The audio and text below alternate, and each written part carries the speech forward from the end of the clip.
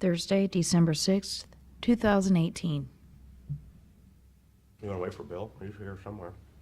To the republic for which it stands, one nation, under God, indivisible, with liberty and justice for all. We don't have a prayer, right? Oh, let's have a moment of silence for President Bush.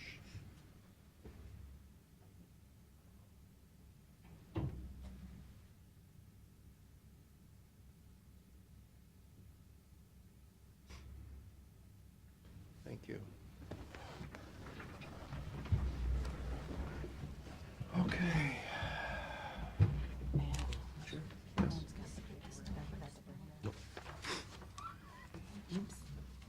Pretty important. There's the resolutions, and there's the paperwork. Those are signed. Is that the These are the resolutions. resolution that you look at?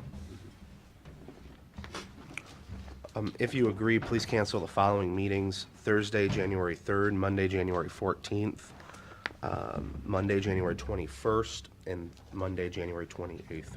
Second? Mr. Old? Yes. Mr. Shenigo? Yes. Mr. Monahan? Good morning. That's right.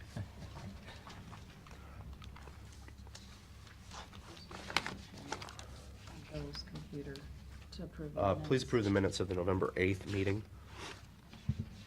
Second? Mr. Old? Yes. Mr. Shenigo? Yes. Mr. Monahan? Yes. Go ahead, Pete. Okay, we've got a, and it should be in your letter from the Veteran Services Board regarding the salaries for their board members. Got a request to increase it. Again, we set those salaries. What's happened in the past is, they've tried to keep it at the, whatever the minimum PRS service credit amount is. So I think it was back in maybe 2014 or something like that. We did change it up to $600. Last year, it went up like $630. I think it's up to $660 now. They're asking to make it $700 a month. Who is this, Pete? This is Veteran Services Board. This is their board members. What's unusual with these folks is they're treated just like an elected official. They cannot receive increases during their term, okay? Their terms start January 15th. So it's something we'd have to decide before then if we were gonna do anything on it. I think we're all right with it. Yeah, I'm okay with it. You're okay with that? Okay. And that will be only for the new, Yeah, it would just person. be for the next person. and then going forward, they'll. Right. Be honestly, I had a discussion with them about, yeah, why don't you put some language there, in there to, like, do some kind of index, but.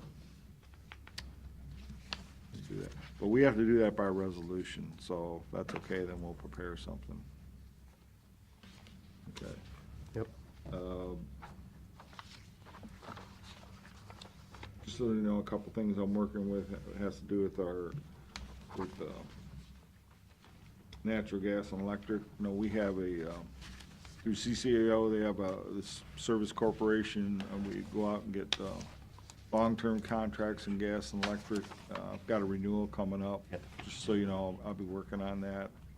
They want us to do something by the end of the year with that. They kind of changed the way they did their agreements, so you know, I'm working on that. Also, you know, we have our, you know, natural gas and electric aggregation programs for the, basically the townships. As far as the gas market go, I'm not sure if you're aware, but there's been a recent spike in those prices, almost, I think, between 20-25%. We're taking a look at that. Right now, we're on what I would consider was a variable contract, as opposed to, say, a fixed price one. You know, Carol and I had a discussion with our consultant the other day, and based on the data they're giving us, that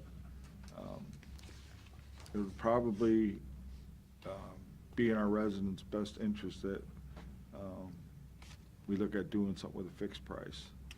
Probably after this winter, just because basically how a lot of that is determined is they take a look at the 5-year average of gas and storage, and right now, I mean, they're under those numbers, and, you know, we've had an early draw season, and based on that, it looks like they're gonna have a hard time catching up to, again, you know, 5-year average storage numbers. So because of that, it might be, like I said, a good idea for us to go into some kind of fixed price for the rest of the term of the contract once this winter season is over. I think I'd wait and see what happens with OPEC and Russia here when they meet here in the next couple of days. Yeah, again, this is natural gas, not necessarily oil. But oil will drive natural gas if oil falls to the bottom. Not necessarily, Not necessarily, but it could. because just right now, we've had oil drop and you've had natural gas jump. Yeah. So, I mean, they're both commodities for sure, but they do, and, I mean, obviously, the more drilling you do for oil, the more usually natural gas they You would find. get. Um, We're not gonna do anything till next year anyway, right? Probably not, but I'm just making you guys aware of what's going on. Since we put that in, Pete, that saved, what, the county about 6 million? Our citizens, quite a bit. Yeah. I think that's over a long period of time, but right now, the contract we have still even beats Columbia Gas's choice program by a fair But amount. they've done a pretty good job of, They've done a pretty good job. yeah.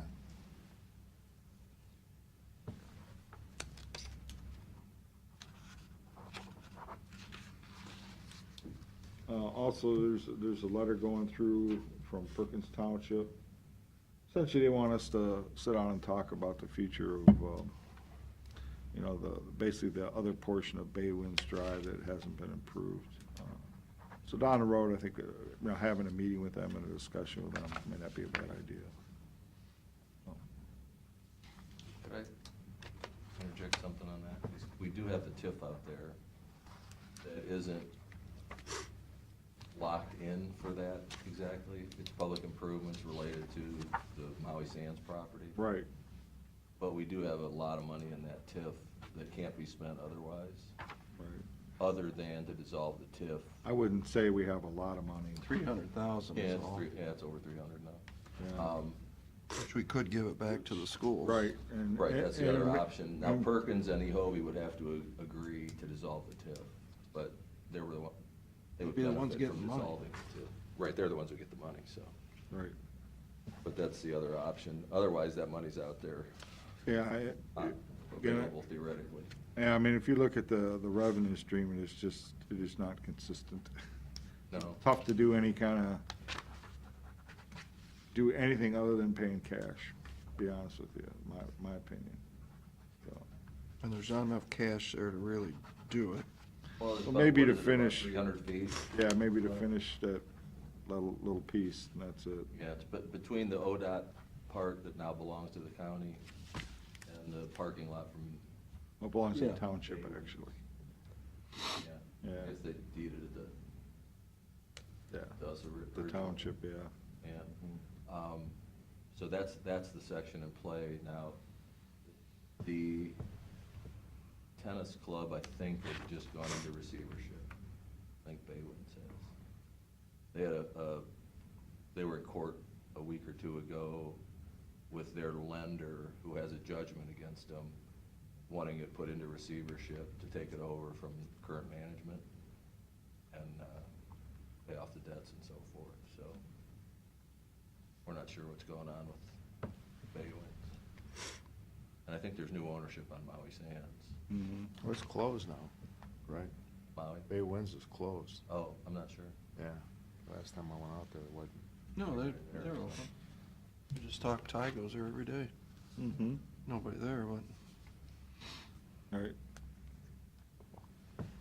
Just said in the future, we may want to. oh, yeah, we'll think about that, but that's in the future. Right.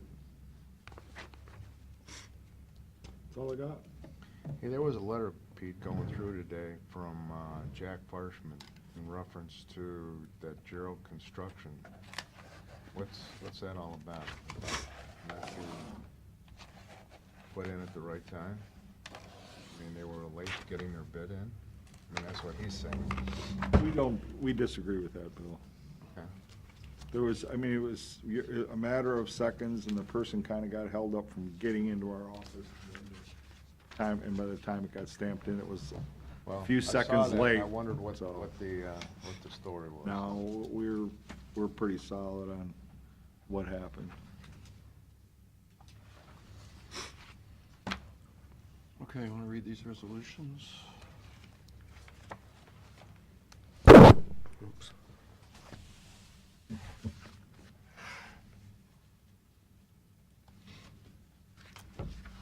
Resolution of the Board, County Commission of Erie County, Ohio, authorizing the county auditor to make budget modifications and supplemental appropriations. Second? Mr. Monahan? Yes. Mr. Old? Yes. Mr. Shenigo? Authorizing county auditor to make budget modifications. Second? Mr. Monahan? Yes.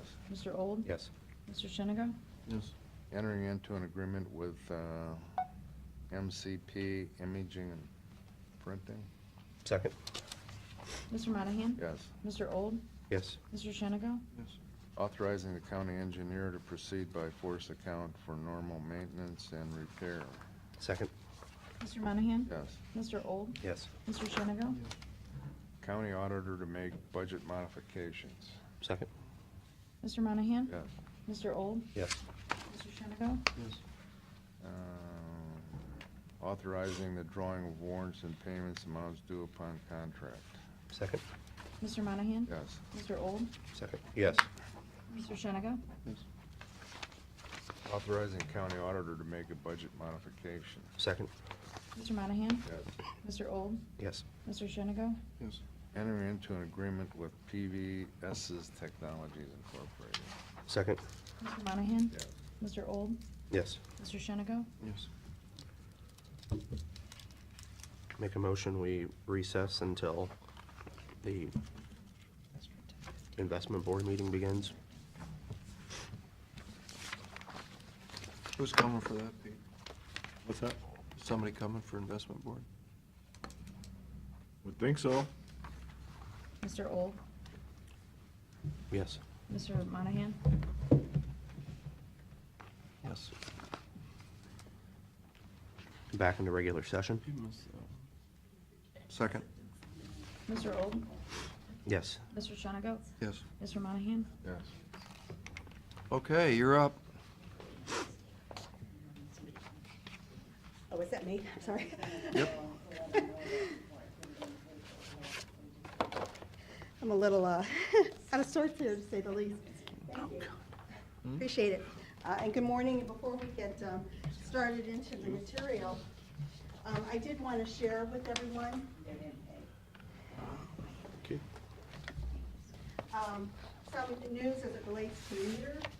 Last month, we did close on the acquisition of one of our competitors.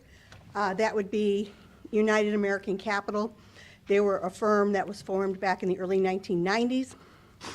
And they were looking for an organization to provide a transition for their clients. So we are now honored to work with over 40 Ohio counties and serving as investment advisor. Cool. Let me get my breath there. So that being said, no change as it relates to our relationship, of course, with the county. No changes from how we work with the county treasurer. This will just bring us some additional resources from the standpoint of additional people, as well as additional clients as well. So that being said, as we move into the information that we have here this morning, page 3, certainly the Fed has been the primary driver of interest rates here. Last meeting, when they had a press conference and did move that overnight rate, was on September 26th. We're in a range of 2 to 2.25%. Their next meeting is December 19th, so less than 2 weeks from now. We do anticipate and the market does, that we will have another rate hike then. That will put us in a range of 2.25 to 2.5. Prior to a couple of weeks ago, the Fed was really communicating that we would see additional rate hikes, perhaps upwards of 3 in 2019. That rhetoric has started to change, and they've A lot has changed in the last few days. Yes, it has. It's just a sign of really, I think where we are here in this economic cycle, when we think in terms of we're a little later, later in the economic cycle, here having 8.5 years of expansion post-financial crisis. So things are starting to get a little more volatile. And so consequently, as we've seen, the Fed in their path to get rates back to normal, which would be 3%, now that we have gotten much closer to that target, and things have really started to change, we have seen now the Fed starting to dial back some of that rhetoric. We would expect after the rate hike on December that the likelihood of rate hikes in 2019, perhaps we would maybe see 1, as opposed to the originally communicated prospect of 3. And we think the Fed will certainly address the fact that they are close enough to their long-run target. And inflation, of course, is remaining very low, that there's really no need to perhaps continue as they had previously communicated. So that being said, when we look at the yield curve on page 4, we can certainly see the historical change in the yield curve going back, starting out at 2015, which is when the Fed first started their embarking on increasing rates. As we can see, those longer-term rates basically are not too far today from where they were in 2015. So much of the movement we've had in rates has been in the short end of the Treasury yield curve. It has been, of course, in the area that we operate in, which is 5 years and less. Page 5, wage inflation has started to materialize a bit, and initially, the market was expecting that this would now translate into the actual inflation numbers increasing. I think throughout the coming out of the crisis, we had wage inflation pretty much settling around the 2% range. It had since moved up to around 2 3/4. Certainly not levels that we have seen in the past, but I think it was the trend that started to get the market thinking that perhaps inflation would start to materialize. And of course, wage inflation in today's market is mostly a factor of the tight labor market, the fact that we have the unemployment rate down to 3.7%, more job openings than there are people looking for jobs, and consequently, as we know, companies, they can't get workers. They may increase their wages to try to either entice workers back to the labor force or to get them to move from their current positions. So speaking of the inflation, on page 6, we can see that we did breach the Fed's 2% target back in July when the core inflation, which excludes the volatile food and energy components, did hit 2.02%. It has since dropped off. And we now stand at 1.78%. And we think in terms of the Fed, and we think in terms of really the market's interpretation of where interest rates should be, the inflation picture is a big piece of that. Because again, one way that the markets and the Fed combat inflation is through higher interest rates. So now if we will be in an environment of inflation not sustainably being close to the target, it doesn't support the need for interest rates to be higher than where they are today. And that's truly, when we look at the market's expectations for that overnight Fed funds rate, looking at the swaps market on page 7, we can see that the market had, again, dialed back their expectations insofar as when we think of where the market thinks the overnight Fed funds rate will be over points in time. If we're now at a 2 to 2.25 range, we get to 2.25 to 2.5. The market is saying, okay, one more rate hike after that. So that's basically what is priced into the market at this time. So what does this all mean for the county? Flipping to page 9, This is the portfolio as of the end of October. At that point, we were fully invested insofar as the funds that are allocated to the investment portfolio. Asset allocation during the past 3 months, as we had discussed, we continued to reinvest the maturities more in the short-term market, taking advantage of the opportunities in the commercial paper sector. So therefore, our allocation to commercial paper currently stands at 24%. The county's policy and Ohio Revised Code does permit that allocation to go upwards to 40%. During the quarter, we had 6 investment transactions. The commercial paper maturities were 6 months to 9 months, and the yields range from 2.49 to 3.07%. So on an average basis, that was 2.74%. That contributed to then increasing the yield on the overall portfolio. We went from 1.78% to 2.06%. Weighted average maturity, we were able to maintain that at just under 2 years. And of course, with higher reinvesting at higher rates, that will translate into additional increased interest income as we look forward on a 12-month basis. Our maturity distribution, at this time we have 36% of the portfolio maturing within a year. Of that, $3.3 million does mature here in the next 3 months, and those maturities had an average yield of 2%. So when we think in terms of if we're reinvesting today, an average yield of 2 3/4, this will continue to be accretive to the return on the portfolio as well.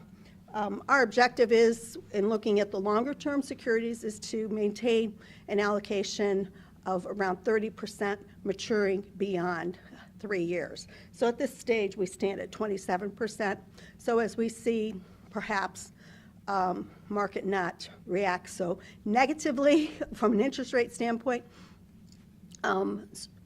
to current market conditions, when we do see those opportunities to perhaps pick up a few more items out longer term, we would proceed to do that, but keeping in mind that we do not want to have more than 30% of the portfolio maturing beyond the 3-year period.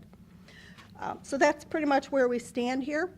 And looking forward, just continuing to do what we do and make the best of what the market presents us with. Any questions, comments? No? Thank you. Perfect. Thank you so much. Sorry for being a couple seconds late. Yeah. Okay, make a motion, we go back into regular session. Second. We're in investment board meeting. Or we have to reconvene. Yeah, we have to. I'm not sure we ever made a motion to go. We didn't in. make the motion to go into it. I thought you did. No. We made the motion. No, we made the motion to. Oh, but we never went into it? But not back out. I need to make a motion to go into the Erie CIC meeting. Go ahead, man. So moved. Second. Mr. Old, Yes. Mr. Monahan, Mr. Shennigo. Yes. Good motion. Right. That was smooth. Sounds right on. Yeah. I don't think Gary knows. All right, Gary, You're ready. we made a quiet motion up here.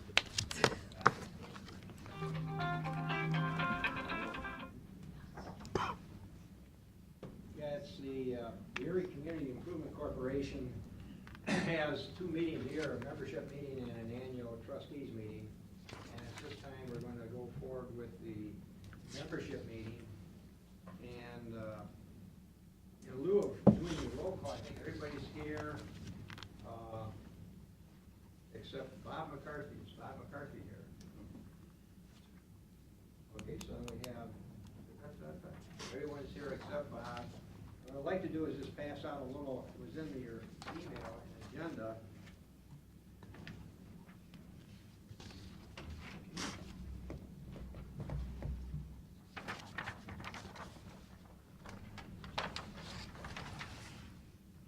There you go, Pat.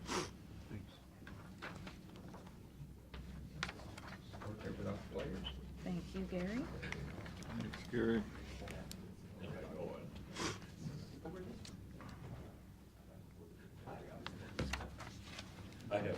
Gavin, you set? I'm prepared. You're prepared?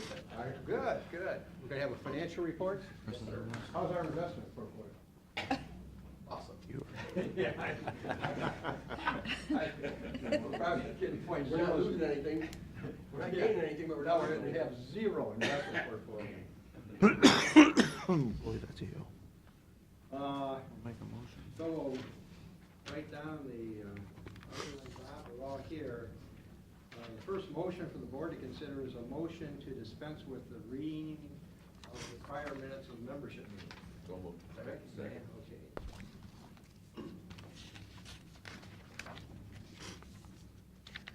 All those in favor of the motion to dispense with the reading of the minutes, please signify by saying aye. Aye. Those opposed, same sign, motion carried. Our next part of the agenda would be the treasurer's report. All right, we started 2018 with $4,321 in our account. We have received $22,500 from Erie County, which we then paid back out to, in accordance with agreement, to Erie County Economic Development Corporation. We have a $400 professional fee payment, so we currently stand with $3,921 in the account, and it is a checking account at Civista Bank. So to your investment question, Mr. Feld, the answer is zero. But we haven't lost any. Yeah, we have, I have a motion to approve the treasurer's report. Second. Okay. All those in favor, please signify by saying aye. Aye. Those opposed, same sign.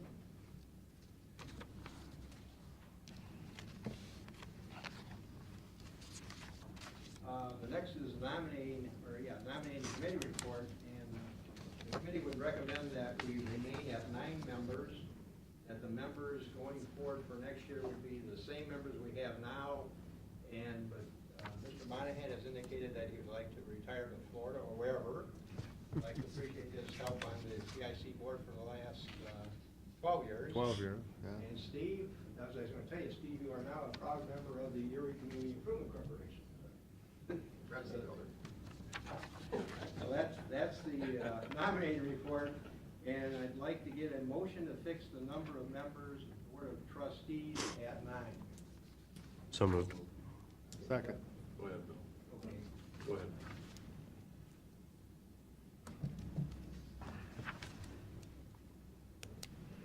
And final thing then would be a motion for election of trustees, and that would be the members that I had stated with adding Steve and Rockingdale as trustees. So motion to approve those as trustees for the future. Rick, second? Dan, okay. All those in favor, please signify by saying aye. Aye. Those opposed, same sign, motion carried, and the final thing would be a motion to adjourn. So moved. Bill? Second.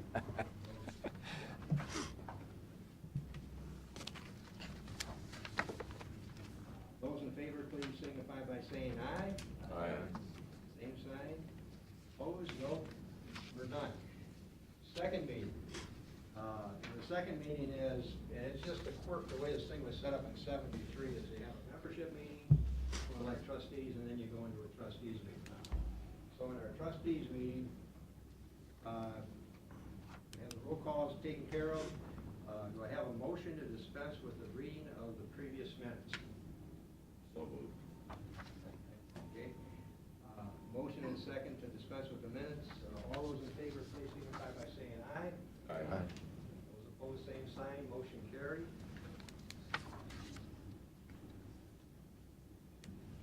Our next order of business will be the election of officers. And we propose, the nominating committee proposes officers as follows. The president, Mr. Richard Jeffrey.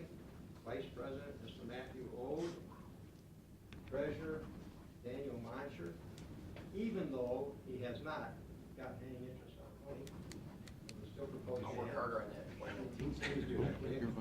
And Gary Lakefield as secretary. So I would like to have a motion proposing those officers for the ensuing year.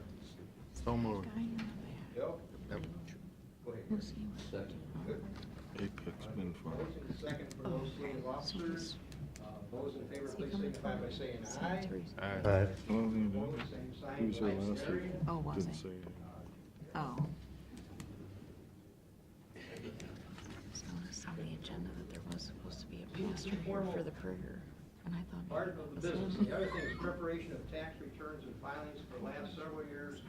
Dan has prepared the filing Guess not. reports for the CIC Corporation of Federal and State Reports. And we have made a recommendation that we employ Dan and for the sum of $400. So we have a motion to employ Dan Monter. Second. Eric, Nick. Those in favor, please signify by saying aye. Aye. Same sign opposed. I'll abstain. And, and we'll We better get sanitary sewer Those people up opposed, here. same sign, motion carried. So, And the final former, Yeah, but that's only gonna former take one. order of business Oh. is annually for the last Is there anybody 20 coming? years, Huh? the county I think has Eric's provided coming money for to some. the Erie CIC. All right, call him and Taxes tell him. pass it Let me on. text him. He might be out here. Huh? yeah, he might be. You Might want be to check out to see here. if he's outside? Yeah. So I'd like a motion of the trustees to authorize the president and secretary of the Erie CIC Corporation to sign a funding agreement for the Erie County Economic Development Corporation. We have a motion. We have a motion, next second. All those in favor, please signify by saying aye. Aye. Those opposed, same sign, none, motion carried. Finally, Abstain again because I'm at. with an abstention. Okay.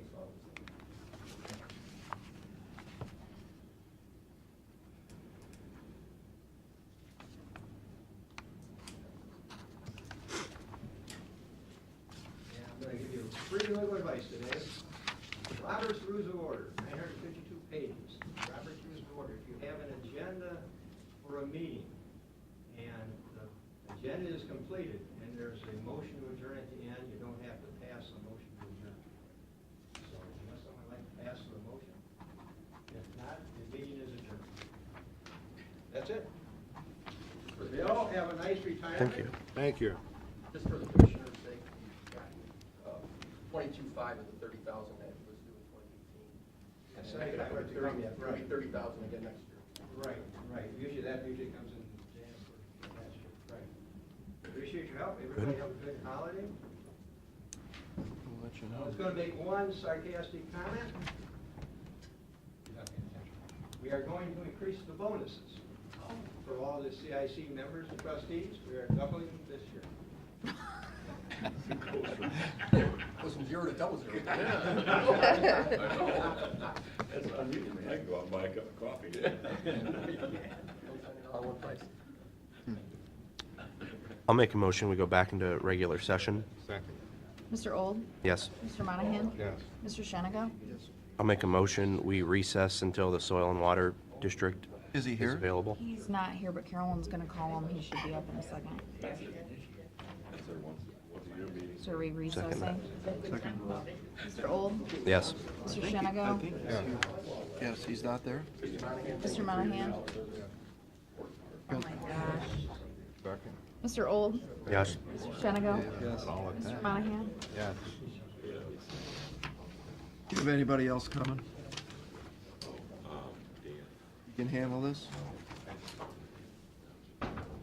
Do you have someone that can handle it? Do you wanna use this? What we're stuck with? I don't know. They have copies of Oh. map, You know about this, right? Mhm. something to look at.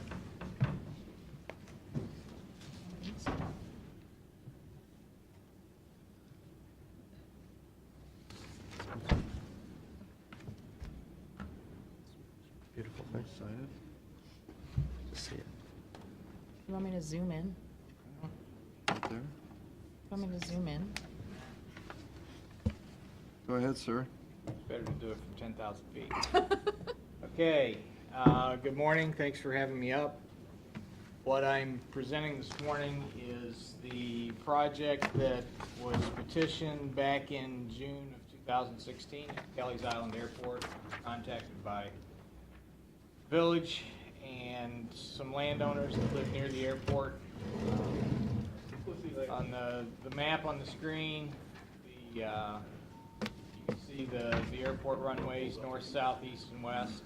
The project itself is highlighted with project location. Where that project is proposed. We talked with landowners. What they had was the property falls from south to north, and there's also the water that comes off the airport. On the south side of that east-west runway, there is no defined drainage channels or pipes, and the water flows down through those properties. So at the southeast corner of the runways, the property, there's a house that sits there, two lots from that corner, and water was piling up behind that lot, flooding their hangar and pooling behind the house, not able to get away. There is an old system that runs down through the three larger properties headed toward the lake, but it's in pretty bad shape. It's who knows how many years old. The village came out and put in a small channel in this area that empties into a 6-inch tile, which repeatedly plugs up because of just grass mowing and leaves and so on. So they contacted us, said, what can we do? They filed petitions about a month after we met with them, and what I have proposed at this point is basically a grass waterway.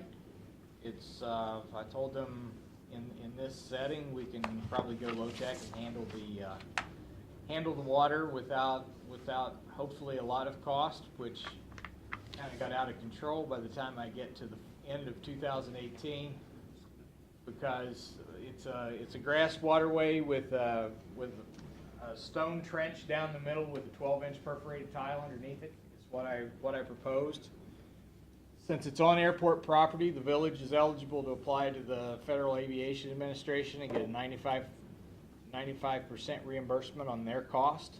Their cost on this project's over 70% of the total cost of the project. As we went through the iterations, the Federal Aviation Administration to approve their grant, they don't work with an engineer's estimate. We actually had to go through a bid process this past summer, and the cost came in to do a glorified grass waterway and a perforated tile at about somewhere between $125,000 and $155,000. My initial estimates, if we did it down the street here on the mainland, would be about $35,000 or $40,000. So it's the cost of doing business on Kelly's Island. It's hauling the stone over? One of the contractors told me that just the transportation cost to get materials and equipment and everything over there was going to be about $40,000. So it's cheaper to do it in plastic pipe? Well, it is plastic pipe. So, so the price, like I said, the prices came in. Our lowest bid was about 126, and the highest was 157 when we actually bid it. So here we are. I've updated, after we went through that bid process, obviously it eclipsed my engineer's estimate for the project, which at the time was about $80,000. And we had to, of course, those bids were no longer valid since they exceeded by more than 10%. We went back to do a second public hearing on it, which we did August 14th with the landowners, with the updated costs that would be part of this. And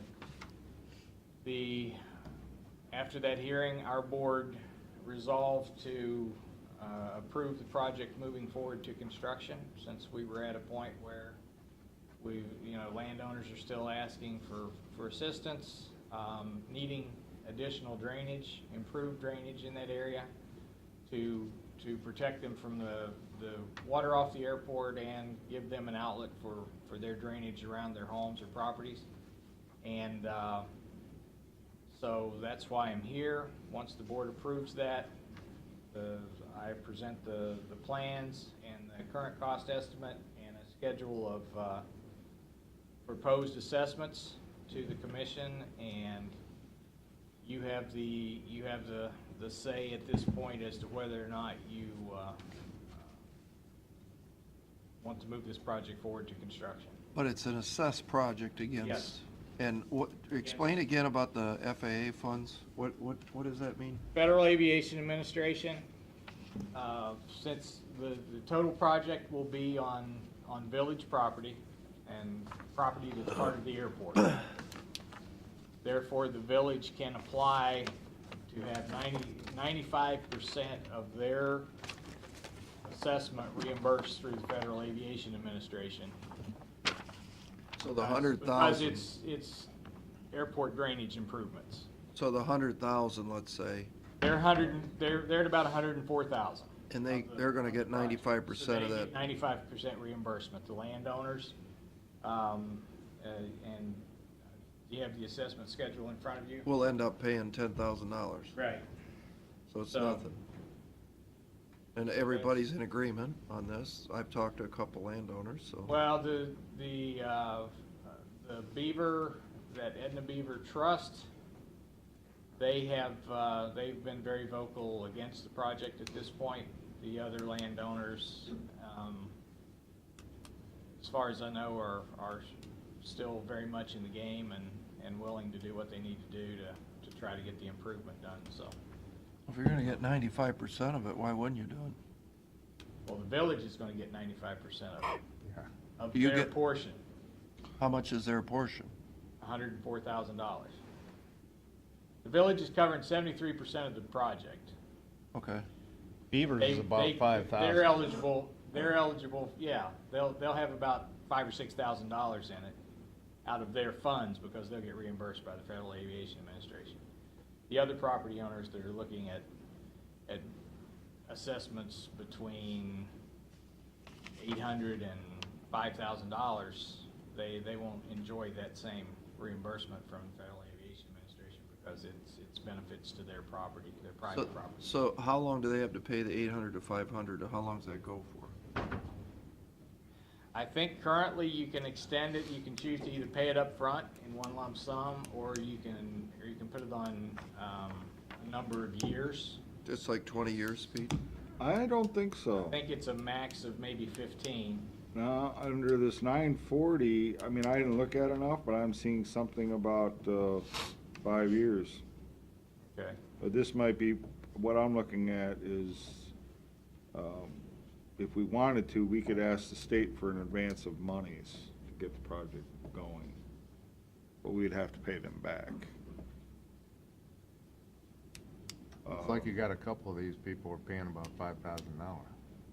Beavers and Lang, and then Holsals are, looks like, of course, they only about 3. Right. This FAA piece, is that for, again, it's for the village's share? Would it be for the, essentially them paying up front, or on the or annual payment on the assessments? It's a reimbursement through the Federal Aviation Administration. The village would have to pay up front, and then that money reimburses 95% of what they pay for the project.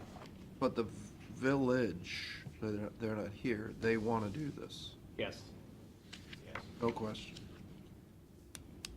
Well, I can't speak for the village currently since their mayor died.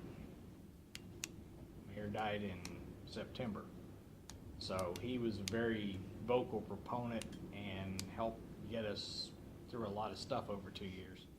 And I haven't had any feedback from the village since he died, and I don't know what the current status is with The new mayor, refilling the position. or new mayor? Who's the new mayor over there? I don't know. So, Well, I mean, we can pass this, but I mean, I'd sure like to know for sure that the council and the village mayor think this is a great project and, you know, because they're the ones who go write the check, right, Pete? Well, I'm not so sure about that. He said they had to advance it. Hmm? He said the village would have to advance the Well, money. the project is a county project within the village. But who's advancing the $44,000? Well, the Who's gonna write the total check? the total project cost as estimated is $138,000, so. Where's that money coming from? Good question.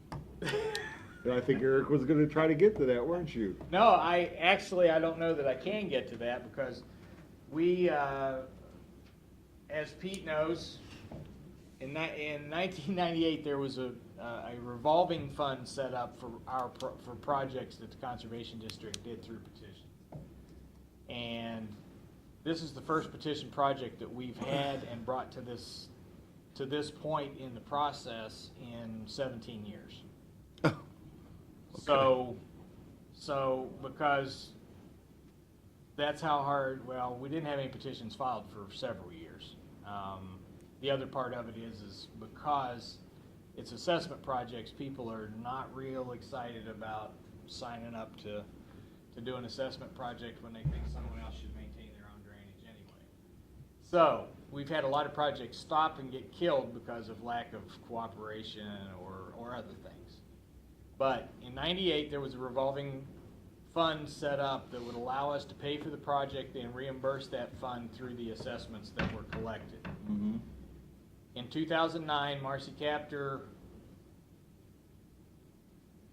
did what she could do for the landowners in Pipe Creek that were flooded in 2006 and provided about $300,000, $400,000 in federal funding, but it needed local match. At that point, Pete and I had a discussion, and Pete asked if the board would be willing to allow those funds to be used as match against that grant to make sure we secured the funding to do the study for Pipe Creek. And our board at that point, because it had been years since we'd even had a petition filed, said, sure, that would be fine. At this point, that fund has... No, it hasn't. It hasn't? We only used 27,000. Okay. So how much is in that fund? 15. So, Of the 400? No. No, That was the Pipe Creek grant. 400 was the grant. Didn't we take that money and use it for something else? We did some kind of study and some kind of assessment thing. I thought it was something to do with the Oh, dispatch. a hazard mitigation plan we did. And there was a study that went along I with thought it. we took that money. Did the first two phases of it. By the time we. Didn't if we, the- we yeah. didn't spend the $200,000 on the dispatch study with that Marcy Captor money? No. No. No? Unless it was maybe that was different Marcy Captor money. There was just one just for Pipe Creek. Well, now I understand why you came in here and said you don't know what you're doing. It is the county's, I mean, it's, at this point, the Conservation District brings it in, does the petition process, has the public hearings they need to have, then we forward it to the commission to approve the construction and so that it can be bid. The payment for the construction, Is, that's where we are. I thought We pay up front, and the county pays up front, and that's reimbursed through the assessments. So we need to dip into our pockets, is what you're saying?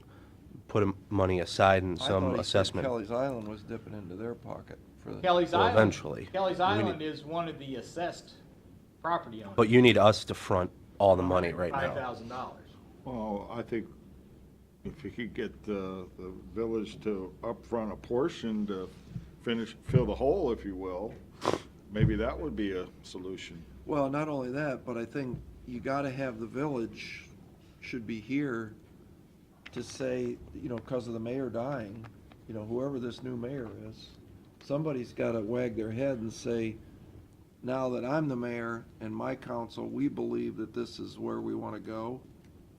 Because the problem with 95% grants is, what if it didn't come? And Kelly's would be on the hook for a lot of money. And I don't know their financial situation, but you take a Berlin Heights, even that 5% is a Right. pipe dream. Right. And, I think you need almost a resolution of the council passed, here because the first, mayor yeah. doesn't have any power in a village. I mean, it's the No, council. it's we're the- council, yeah. So, I mean, I'd want to hear affirmatively from those local elected officials. And this, Carolyn, this is an advertised public meeting, right? We don't have any property owners that have contacted us one way or the other, right? Well, we haven't advertised public, they had, So, We but- had the public hearing. so you've had, but nobody's, This is a meeting for you guys to consider whether or not to move. but we've had no official conversation from The next. Anybody, no as letters. As far as hearings, the process is if you approve this to go forward to construction, all property owners are notified of their assessment amount. Then each individual property owner has the right to appeal that to you. And at that point, you have to advertise and do a formal hearing of each complaint okay. at that point Yeah, I mean, to discuss those assessments and. yeah, I mean, the legal process used to be, I forget, is it 61, 37, 31? Okay. Or there was the 1615 was the old authorization you guys had. Now it's gone to Yeah, well- ORC 940. Well, the 1515 was, our organization was, our state administrative assistance used to be through the Department of Natural Resources, under Right. section 1515 of the revised code. Yep. And January 1st of 2016, we were moved to the Department of Ag. So the section from DNR was moved over to the Department of Yeah, Ag. so they had to make up all They new. gave us, basically it's new numbers under 940, but essentially the same language. Same language. It just replaced Department of Natural Resources with Okay, Department yeah, of I didn't Agriculture. look into what it. Yep. I mean, all I did was look at this thing about, hey, if we wanted to go to, apply to the State of Ohio Soil and Water Conservation Commission for an advance, to get this going, of course, obviously, we still have to pay it back, we could do that, even though, to me, it looks kind of silly, you're asking them for advance, and it's gotta go through the controlling board. I'm thinking this thing takes a ton of time to do, I'll be honest with you, to get money for it. Well, You still gotta pay it back to them. Well, I think, But there is one little caveat in this thing where it does say, if you go out and get this money in advance, and in the meantime, there is a court, unfavorable referendum or court decision that denied the work of the improvements, the controlling board can relieve the board of the district of its repayment of the obligation. all right, so let's bring this to the end. I think what we need, because of the mayor's situation, is Okay. we need a letter from the council saying, this is what we want to do. I Right. think Pete's point is they're gonna have to chip in some bucks to make, right? We want some I skin in mean- the game on this. Yeah, I mean, as far as dollars to pay a contractor and All right, we don't other have- expenses up front. Right, 130,000. So we would consider using the 100 and some thousand, 15, yeah. 115. okay. We would consider that. But, I think we need some more communication with those folks before we do. Well, I can request that. That's, Yeah. I mean, Is there any way to get that cost down via a different construction method, or not really? Yeah, I mean, you guys have to bid it. No, I know. From what I've read, you guys have to go do, I don't since you have think- 30786, you gotta bid it. I mean, I did everything I could. I mean, Yeah. we're talking 12-inch perforated plastic pipe under a glorified French drain at the bottom of a grass swale. I really can't get much more simple and affordable than that to be able to handle the water. Yeah. Um, And you've got If you pricing. looked at, I mean, if I designed this with concrete pipe and catch basins, I would be over there with, 42-inch pipe and catch basins, and it Yeah. would be $500,000 all of a sudden. Yeah. And I mean, so we did the Sweetbriar one over there, and that was unbelievably expensive. I mean, it's. And you've it's- talked to a contractor already, and this is what Well, they're saying. I had 6 or 7 contractors bid it, and we had, yes, in that bidding process, I had a lot of conversation with a number of contractors in there. and the price, it wasn't like someone came in at 50,000 and someone else came in at 200,000. It was, everybody was in that $25,000 price range between 125 and 155. It was like, that's just what it's gonna cost, so. That was June. Well, that was let's- June of 2018, you know, I mean, it's gonna change a little bit depending on the time of year and, you know, but it's not gonna change a lot. Well, let's start by getting that feedback from Okay. the council, and Yeah, I can then we can contact work them through today some of the and details and, see where they are and what's going on with council at this point. I have had contact from the members of council that are on the airport board. So they've continued to communicate with me the last few weeks, so I will, let them know we need some official documentation, sit down and figure out how to finance this thing. Yeah. Before we can move forward. and just keep working with Pete, and then we'll have. Right. And just as a heads up, so I said we didn't have a petition. We've had a few petitions filed in the last 17 years, haven't brought one to the board in 17 years, but I currently have 2 more that will be coming very shortly. Okay. One's a similar cost to this. The other one is probably $25,000 or $30,000. We did have a couple of projects that did go through that old. Yeah. There were a couple. Yeah, there were a number of petitions filed between 98 and 2000. There were a couple projects. Seabolt Ditch Seabolt, there- and Sherrod Ditch. We had Right, yeah. we had a number of projects that were done in that 98 to 2001 timeframe. Yeah. And then But after that, no, it was a hard sell between Right. 2002 and now. Well, yeah, as the economy is rolling. Yes. through. So, all right. Thanks for coming up. Well, thanks for your time. Is there, There's a resolution up there to approve this. If you want to just put that aside, we'll hold on to it until we're ready. Yep.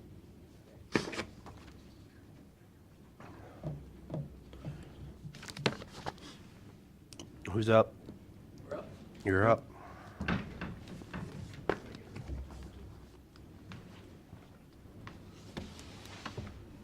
So before you start, we got the PTI approved for the hearing. That's good. Oh, we did? yeah, How about here in West? Here in West, I need to talk to you guys on. All right, let's talk about that later then. We might have another option besides, Can you get started with the hearing east now? we're gonna do hearing these, But yes. when will that start? We gotta order some fittings and everything else now and get the thing started, so. Weather dependent, maybe next month we'll be getting it done. Okay, Trying to finish up, the 101 right now. okay. Get that, we wanna get that up and running by before the end of the year, if we can, so. Good plan. You guys all have your hard copies for this? Yep.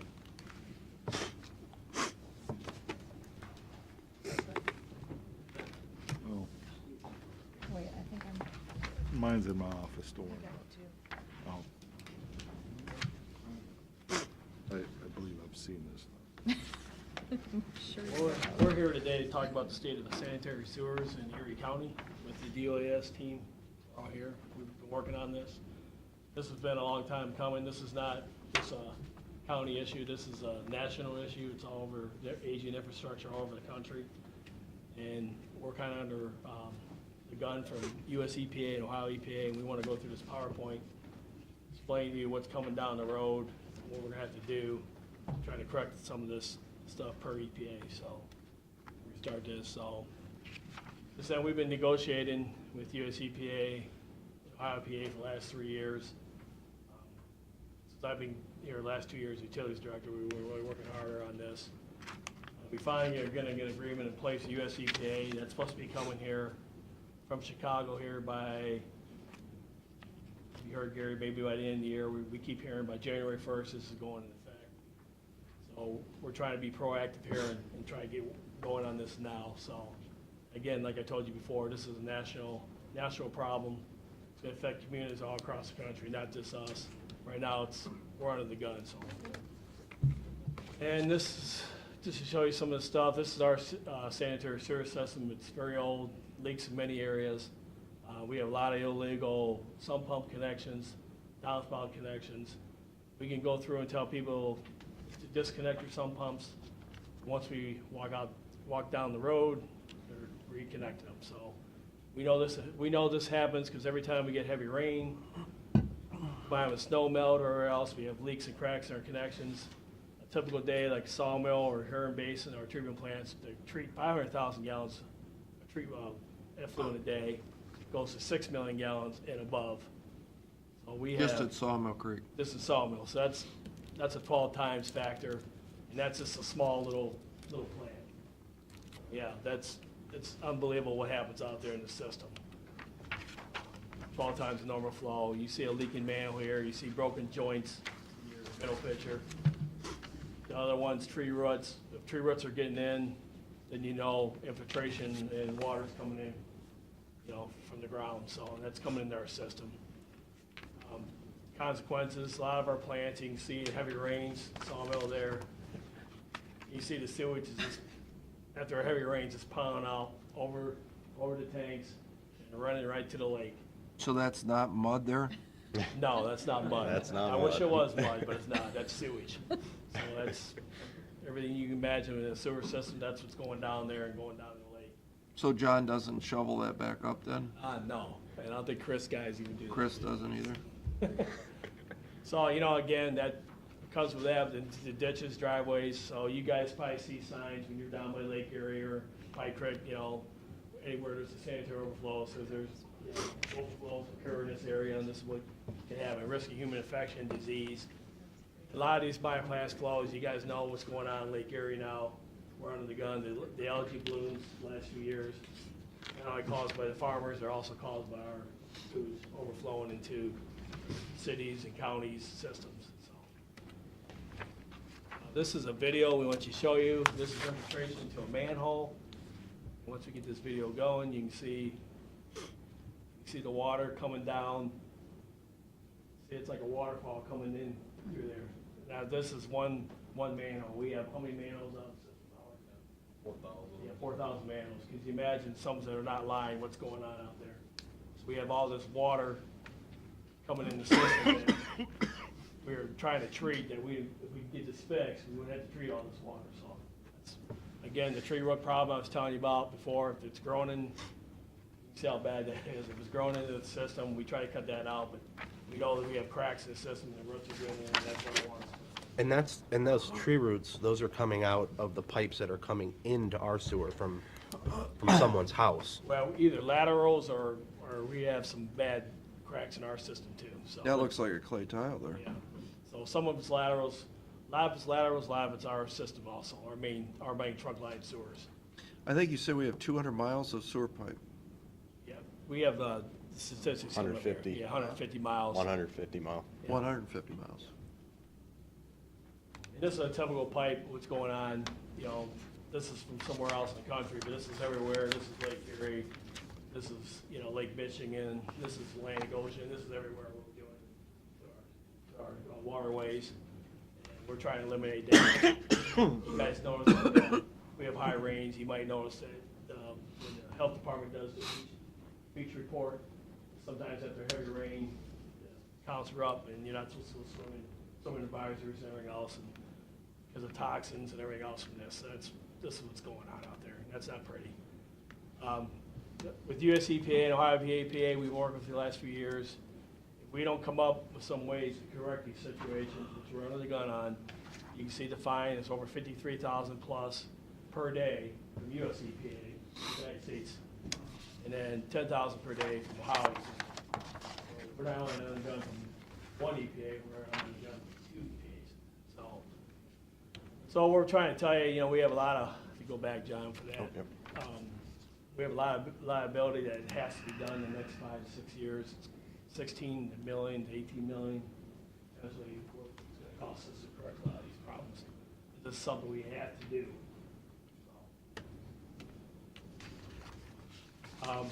Again, US EPA and Ohio EPA are here to, investigate the sources of what's going on. So we got sanitary overflow, SSOs going on, sanitary sewer overflows, basement backup. I'm sure some of you people have talked to neighbors or else have had backups in their basement during heavy rain, sewer systems. We have to have a sewer system assessment study report, a CAP plan, capacity assurance plan by EPA, management operation maintenance program, which we've already started with Howard's guys here in the sewer collection, the MOM program, we're calling it. We have to go out after what? What's 1 inch of rain, we gotta inspect 30 man. 1 inch of rain, doesn't matter what time of day or night, we gotta go out and inspect per US EPA. Asset management program, we gotta have all this stuff done. We've been working some of the stuff, but other stuff's gonna take some time and money to get this stuff done. Wait, go back, just, so we get 1 inch of rain, we gotta send guys out to pull open Yes. 30 manholes, and what do we do then? Look in there and go, yeah, there's water? There's a Write phone- down what we're seeing. Got it. There's a phone app we created already, so all you gotta do is tag the point that you're at each manhole, and then you document what you see for flow. There's actually a parameter table that we have to follow and describe. EPA started with check every manhole. Yeah. Oh, I That was remember. their opening. Yeah, I bid, was remember. Check every manhole. We didn't there is. negotiate down to leave that. We said Yeah. we can't, we And don't have up enough there- manpower. Up I- there rainfall too. I think Pete Daniel said we could put all of our county employees on manhole inspection duty and wouldn't get it done. Right. Well, there's, That how was many my manholes, comment. Howard? 4,000? 4,000. Yeah, 4,000 Is that man. it? Where the manhole hooks we'd have to buy. And I don't know that Aaron could get. I was gonna the say, wood we're with- gonna have to do some weight training. You're gonna have to do this, Yeah, those things are heavy, very heavy. Start working out. yeah. Are you doing that right now? Yes, yes. So per Ohio EPA, compliance schedule must be met. So with Ohio EPA right now, we're under the gun for closing Minnewaga treatment plant, which is east of Huron, and bringing that all into Huron treatment plant. And down the road, potential consolidation of the treatment plant, sawmill, Huron Basin. But if we can take care of the water problem out in the leaky pipes out in the system, we might not have to do a lot of this, so, but the Minnewaga plant will have to be done. That's gotta be done by 2022, so. And that's a vintage 1950 Yes, with 2x6 ceiling joists I and. think it's probably prior to 50s even, isn't it? yeah, well, it was an old M-off tank in the 40s, 30s and 40s, and then became a treatment plant by the county 1970s. So then we took it over from then, but nothing's been invested in that plant since. It's been band-aided by us. But the EPA has said that it's gotta go, It has to go. We have to period. close it. And that's a couple $1 million now to get the pipes into Sawmill. That's, yeah, quite a few million to get it into Huron Basin. Right. Huron Basin. Okay, go ahead. So what we have to do, we must reduce and eliminate excess flows, which I showed you leaky pipes. So we have to get a leak detection program done professionally, and then we have to hire an engineer to help us do that, and then over the next 10 years. we're What does estimating- what does that leak protection or detection, how do you do that? Well, they have to go down, we have to get meters, we're gonna purchase meters, and then we have to do a study on where the meters and where it's leaking, and isolate areas down where leaks are, and then you gotta go in and do a lining program or repair physically by digging up the lines or whatever, so.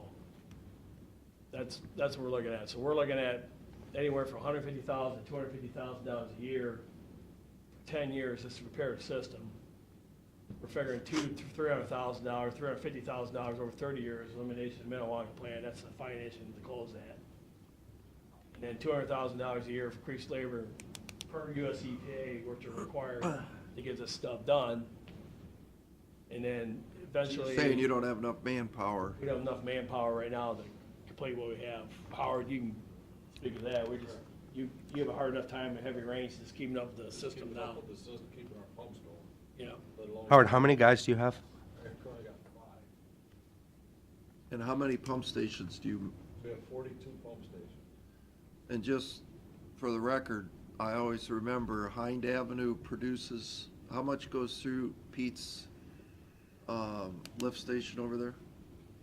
Oh, during a rain event, you're 3-4 million, I would suspect. 3-4 million a day in flow. And if those pumps don't work, what happens to that sewage? They know? Yeah, Oh, it just starts blowing out manholes and into people's basements. Basements. or streets, eventually. Absolutely. Goes into creeks, yeah. And so, in that event, when you guys, what I heard you tell me is that if you had your pumps down at 2 o'clock in the morning, your guys have to go out and get them back running again, or Pete could wake up to a big surprise in the morning. Luckily, my house is on a slab. Yeah, but still could be rolling in your streets and you'd be Yeah, all over your that's true. car, your truck. Yeah, that's the low point in the subdivision. Yeah. So I mean, literally, you're talking tens of millions of dollars in cleanup costs if something were to go wrong. That landfill takes sewage all the way that lift station takes sewage all the way from the land. Yeah. Yeah, it's big. Outside area there, miles, so. 42 pump stations? 42 pumps. And there's times in heavy rains where you guys gotta go out and bypass and pump into the cracks right out. So that's what US EPA wants us to eliminate. Yeah, Right. Right. okay, is there more? So all the cost of compliance, we're figuring it's $531,000 a year, 20, and then eventually 451,000, go up to 781,000, then 1.6 million a year by 2024 to do all these projects. And this gives you some current responsibilities with Howard and Chris's guys to do, with operating three treatment plants, Sawmill Creek, Erie Basin, Minnewaga. Around 145 plus miles of sewer they're taking care of. 90 miles goes to the city of Sandusky. You can see the map, 20 to Erie Basin, 20 to Sawmill, 5 to Minnewaga, and 2 to Vermillion.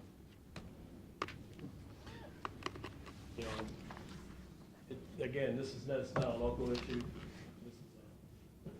This is all over the country. This is not wastewater. This is also water. This is coming down the road for everybody. So we just want to tell you what's going on. Go back to that last slide. So the 90 miles that goes to Sandusky, I know our partners over in Sandusky have issues at their plant too. I know we've talked about a lot of issues with. Right, what we didn't put on here, Pat, you're right, is we have also maybe some financial obligations that way also that Right. might be forced upon us. So, Well, and I think what we're looking at collectively is we're gonna try and figure out how to get some of that 90 miles into our system, which would take a lot of the flow going into the city of Sandusky towards our system, which would help them. Because, our pipes are cracked, broken, leaking. I'm a firm believer that a lot of this, that the statistic of 500,000 gallons a day just at Sawmill going to 6 million, that's gotta be downspouts and sump pumps to a large extent. Because if your flow is normal, and I think one of your pipes shows that, is that, a sewer pipe is bedded in number 8 stone, unlike water lines in District B. But the sewer pipe is bedded in number 8 stone. That stone becomes a collector. yeah, you have a huge For- French drain. Millions of gallons of water is collected over the rain event, and then slowly gets in through the cracks and the crevices into our system, didn't you tell me that this rain event is a 2 to 3 day thing? Yes. So this just doesn't go, combined sewer goes in, boom, it explodes, and then stops when the rain stops.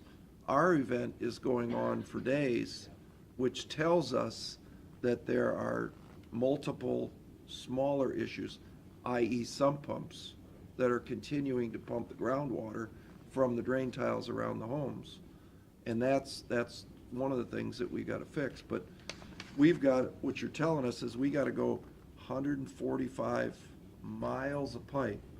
We gotta put 55 flow meters around, and we gotta start going smaller until we identify where the big issues are. Problem areas, yes. Yeah, the big problem areas. And this is gonna take years. Yes. And I'm assuming that you want us to start thinking about that where we're gonna get the money to do this. That was our next step, how we're gonna figure out how to pay for all this, yes. Okay. And I don't think we're gonna get into that today. When is this letter coming from the EPA? Here, we're assuming, we're hearing, what, by the end of December, January 1st, they want to have it be in effect. The date, I think we've got all our stuff done, and the date is when they approve. And their attorneys and people we worked with are all approved at that level, but, you know, the feds, there's several more levels that actually sign off on it. I think it's a done deal, but. Yeah, so I'm saying this isn't negotiable, this is done. No, this is what we. Yeah, is this the best final, we could we're negotiate. in final version. Yeah, in Ohio EPA, For years. we're already under orders, to have that, our compliance schedule, have it done by 2022. And our option not to agree to this was to get these fines, you know, just starting for violations. This is staving off the fines. You know, and as you got mentioned earlier, you know, their initial version, you know, like I said, they wanted us to monitor every single 4,000 manholes in Erie County for a 1/4-inch rain. I mean, there were many other things, and we got them to lessen some of the Right. restrictions on this, but it's still a major effort. Still a burden on us. A lot of their people don't seem to have any real-world experience just at how anything actually works. They're just pushing paper and looking at regulations in an ideal world.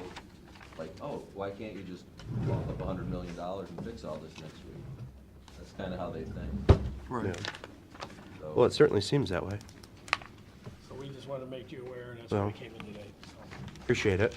Stay tuned. thank you. Thank you, Thank you, guys. guys. Very good job. Thanks for your hard work.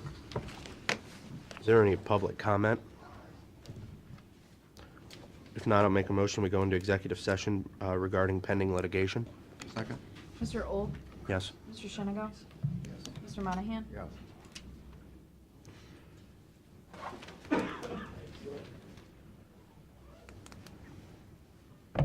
Regular I'm sitting session? here. Yeah. Okay, ready? Do it. Yes. No, you have to make. No, make the motion. I make a motion to go back into the record. Second? Mr. Old? Yes. Mr. Shenango? Yes. And I make a motion, we adjourn. Second? Mr. Old? Yes. Mr. Shenango? Yes.